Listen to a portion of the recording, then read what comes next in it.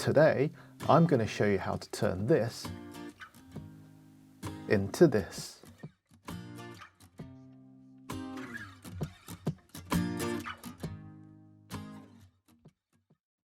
Hi everyone, and welcome to another episode of Chow with Lau, and today I'm going to be showing you how to cook another restaurant classic, mushroom pho young.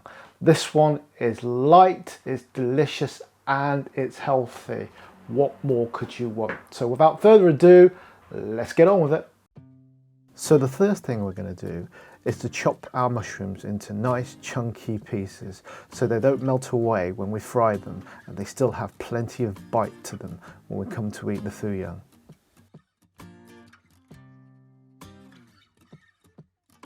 Next, we chop up our spring onion for the garnish. This will give us a nice crispness against the softness of the egg and add a freshness to the flavour.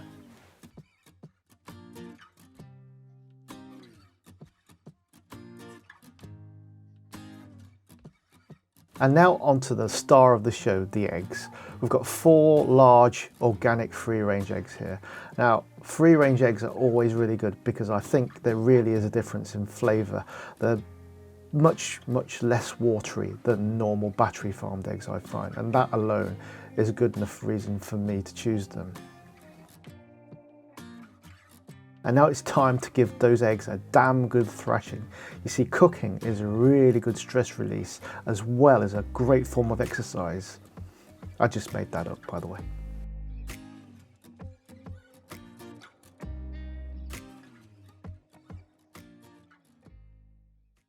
So when we're doing a pho young, the first thing we do is put the chunky vegetables or the chunky pieces of whatever you're using into the wok first, because obviously that takes longer to cook.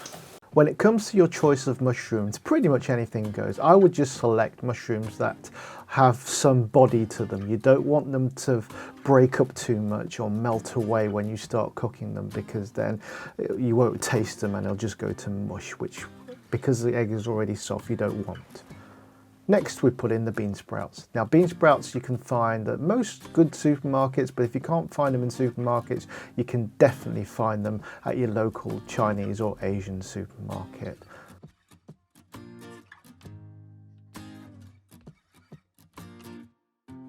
The humble garden pea. What an unsung hero of the vegetable family.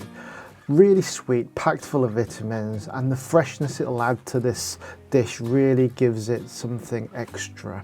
And the contrast of colour from the green to the pale yellow of the egg is also really nice.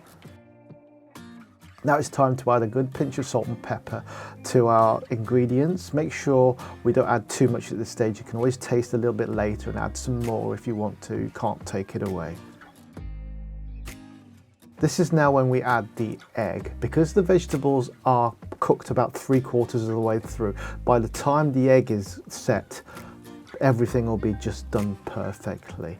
Now what we've done here is lower the temperature of the hob to make sure that we're not going to burn the egg. We're not stir frying in the conventional sense anymore. If you stir fry at the heat we normally stir fry at, we will burn the egg. The egg will stick and burn, and we will get the horrible bitter burnt taste, and we do not want that. So it's much more of a gentle heat, and we just gently stir everything together, making sure we're not totally obliterating the ingredients in our wok.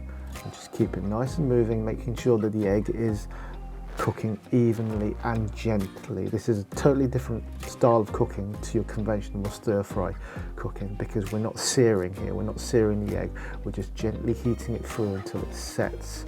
Okay, and as we're doing that, the rest of the ingredients are coming up to the right kind of temperature. Now we can add a little bit more seasoning, and if you want to, just taste it just to see if we're at the right place. Make sure that we don't over season, otherwise you won't be able to take it away. You can always add more seasoning, but you can't take it away. And I think we're nearly done with this one.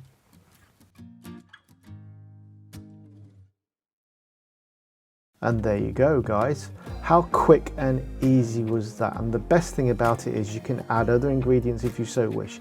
You can use prawns, chicken, ham, char siu pork, any other vegetables or meats that you fancy going with this, you can give it a try. It usually works. It's so versatile. It's one of my go-tos. It's such a quick dish to do when you're ravenously hungry and you've got hordes to feed. It's brilliant. And just to finish off, the garnish of spring onions to add that crispness and that crunchiness and the freshness to the dish. Get your taste buds ready. Right, my little chow of flowers, mushroom foo young. How easy and quick was that? And don't let that fool you into thinking that it's actually, you know, a bland dish. It's not. It's actually really delicious. We've still got a firm bite in the mushrooms.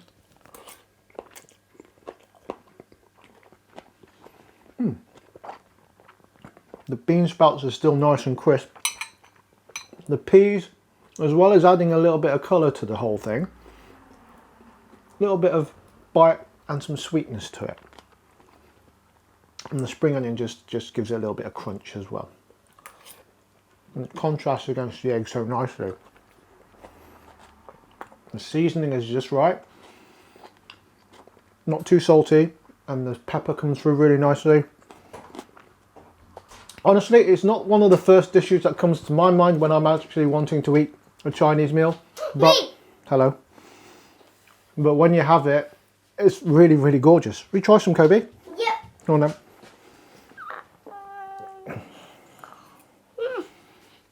What do you think? Is that nice? Mushroom foo young? Yeah? Did you get your taste buds ready? Okay. So, there you have it, guys. Please give me a subscribe, a like and a comment. Any more recommendations for recipes that you want me to do, stick them in the comments below and I'll do my best to accommodate. See you in the next episode. Bye.